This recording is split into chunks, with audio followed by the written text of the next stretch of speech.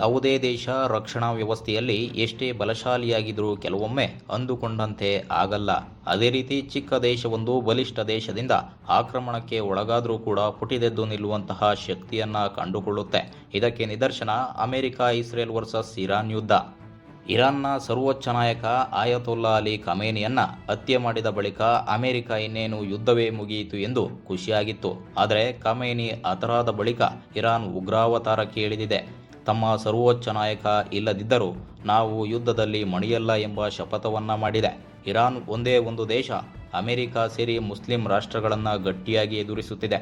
ಇರಾನ್ನ ಯುದ್ಧೋತ್ಸಾಹ ಮಂಡಧೈರ್ಯಕ್ಕೆ ಅಮೆರಿಕವೇ ಸುಸ್ತಾಗಿದೆ. ಅಷ್ಟಕ್ಕೂ ಇರಾನ್ ರಣನೀತಿ ಏನು?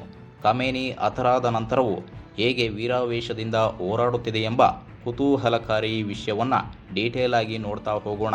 ಅದಕ್ಕೂ ಮುನ್ನ ನೀವು ನಮ್ಮ ಚಾನೆಲ್ ಸಬ್ಸ್ಕ್ರೈಬ್ ಆಗಿಲ್ಲ ಅಂದರೆ ಈ ಕೂಡಲೇ ಸಬ್ಸ್ಕ್ರೈಬ್ ಆಗಿ ಪಕ್ಕದಲ್ಲಿರುವ ಬೆಲ್ ಐಕಾನ್ ಕ್ಲಿಕ್ ಮಾಡಿ.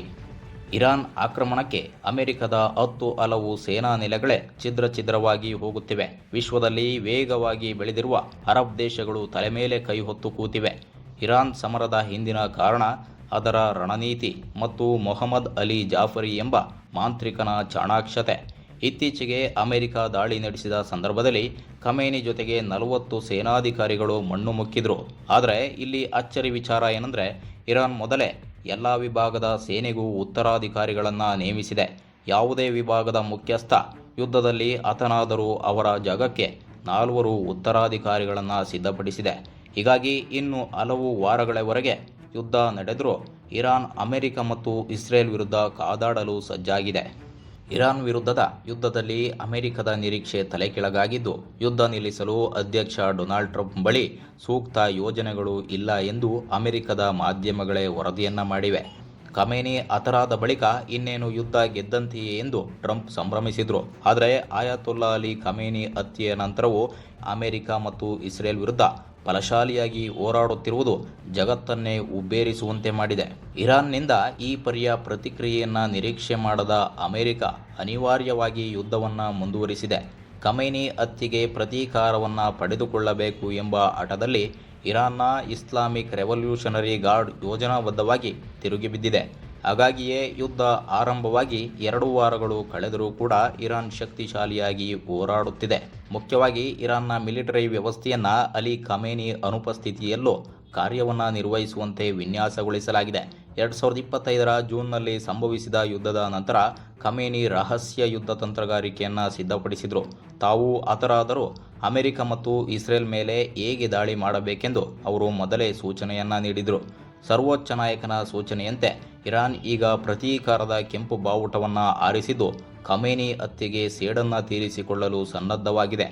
ಇರಾನ್ ಸರ್ಕಾರವನ್ನು ಉರುಳಿಸುವ ಅಮೆರಿಕ ಮತ್ತು ಇಸ್ರೇಲ್ ಪ್ರಯತ್ನವೂ ಸಫಲವಾಗಿಲ್ಲ. ಯುದ್ಧ ಇನ್ನು ಕೆಲವು ವಾರಗಳ ಕಾಲ ಮುಂದುವರಿದರೂ ಸಮರವನ್ನು ಮುಂದುವರಿಸುತ್ತೇವೆ.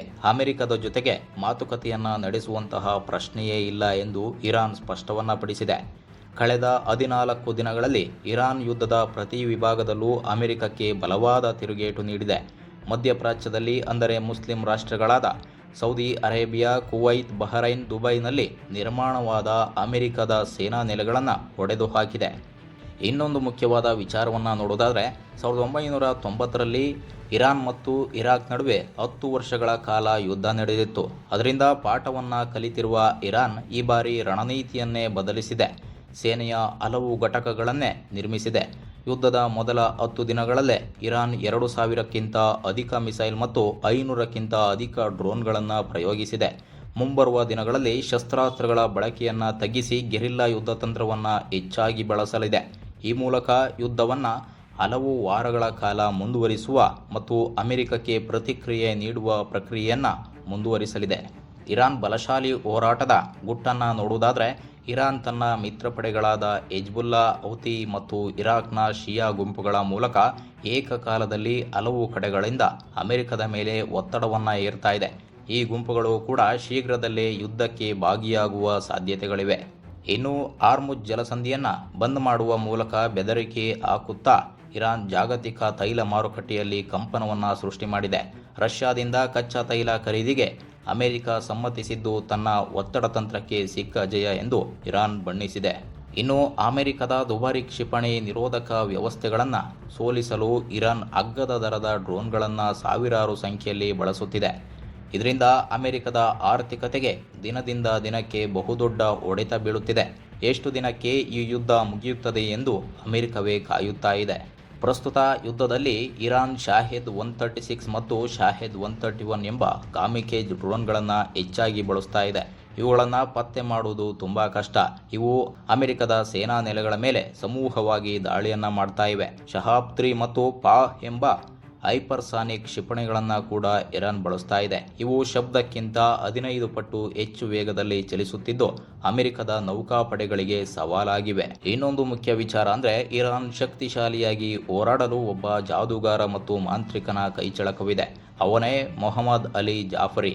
ಇವನು ಇಸ್ಲಾಮಿಕ್ ರೆವಲ್ಯೂಷನರಿ ಗಾರ್ಡ್ನ ಪ್ರಧಾನ ಕಮಾಂಡ್ ಆಗಿ ಕಾರ್ಯವನ್ನು ನಿರ್ವಹಿಸಿದ್ರು.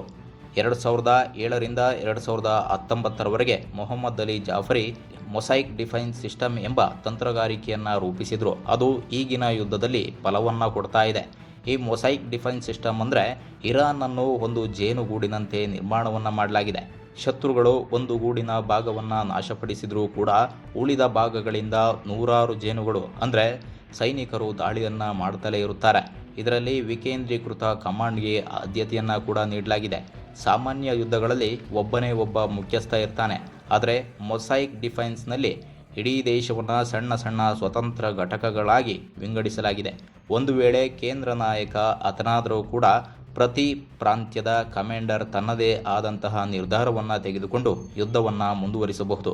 ಇದು ಮಾತ್ರವಲ್ಲ, ಸೇನೆ ಅಥವಾ ಸರ್ಕಾರದ ಯಾವುದೇ ಮುಖ್ಯಸ್ಥ ಯುದ್ಧದ ವೇಳೆ ಹತನಾದರೆ ಅವರ ಜಾಗವನ್ನು ತುಂಬಲು ಒಬ್ಬಿಬ್ಬರಲ್ಲ, ಆಯಾ ವಿಭಾಗಕ್ಕೆ 4 ಉತ್ತರಾಧಿಕಾರಿಗಳನ್ನು ನೇಮಿಸಲಾಗಿದೆ.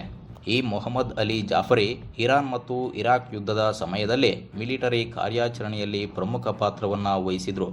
ಇರಾನ್ನ ಆಂತರಿಕ ಭದ್ರತೆ ಮತ್ತು ವಿದೇಶಿ ಶಕ್ತಿಗಳ ವಿರುದ್ಧದ ರಕ್ಷಣಾ ವ್ಯವಸ್ಥೆಯನ್ನು ಆಧುನೀಕರಿಸಿದ ಹೆಗ್ಗಳಿಕೆ ಜಾಫರಿ ಅವರದ್ದು. ಅಲ್ಲದೆ ಮಧ್ಯಪ್ರಾಚ್ಯದಾದ್ಯಂತ ಹಿಜ್ಬುಲ್ಲಾ ಹೌತಿ ಗುಂಪುಗಳನ್ನು ಸಂಘಟಿಸಿ ಅಮೆರಿಕ ವಿರುದ್ಧ ನಿಲ್ಲುವಂತೆ ಮಾಡಿದ್ದಾರೆ. ಇದೆಲ್ಲದರ ಜೊತೆಗೆ ಜಾಗತಿಕ ರಾಜಕೀಯದಲ್ಲಿ ಇರಾನ್ ಒಂಟಿಯಾಗಿಲ್ಲ ಎಂಬ ಮಾತು ವಿಶ್ಲೇಷಕರಿಂದ ಕೇಳಿಬರ್ತಾ ಇದೆ. ಕಾರಣ ಅದರ ಹಿಂದೆ 2 ದೊಡ್ಡ ಶಕ್ತಿಗಳಿವೆ. ಅವುಗಳೇ ರಷ್ಯಾ ಮತ್ತು ಚೀನಾ. ಇಷ್ಟು ದಿನ ಸುಮ್ಮನಿದ್ದ ರಷ್ಯಾ ಮತ್ತು ಚೀನಾ ಇರಾನ್ಗೆ ಸದ್ದಿಲ್ಲದೆ ಶಸ್ತ್ರಾಸ್ತ್ರಗಳನ್ನು ಪೂರೈಕೆ ಮಾಡ್ತಾ ಇವೆ. ಹೀಗಾಗಿ ಇರಾನ್ ಯುದ್ಧೋತ್ಸಾಹ ದಿನದಿಂದ ದಿನಕ್ಕೆ ಹೆಚ್ಚಾಗ್ತಾ ಇದೆ. ಇನ್ನೊಂದು ಕಡೆ ಚೀನಾ ನೇರವಾಗಿ ಯುದ್ಧಕ್ಕೆ ಇಳಿಯದಿದ್ದರೂ ಆರ್ಥಿಕವಾಗಿ ಇರಾನ್ಗೆ ಬಹುದೊಡ್ಡ ಬೆಂಬಲವನ್ನು ನೀಡ್ತಾ ಇದೆ. ಇದರ ಮೂಲಕ ಇರಾನ್ಗೆ ಯುದ್ಧ ನಡೆಸಲು ಬೇಕಾದ ಶಸ್ತ್ರಾಸ್ತ್ರಗಳನ್ನು ಅಗತ್ಯಕ್ಕೆ ತಕ್ಕಂತೆ ಪೂರೈಸ್ತಾ ಇದೆ.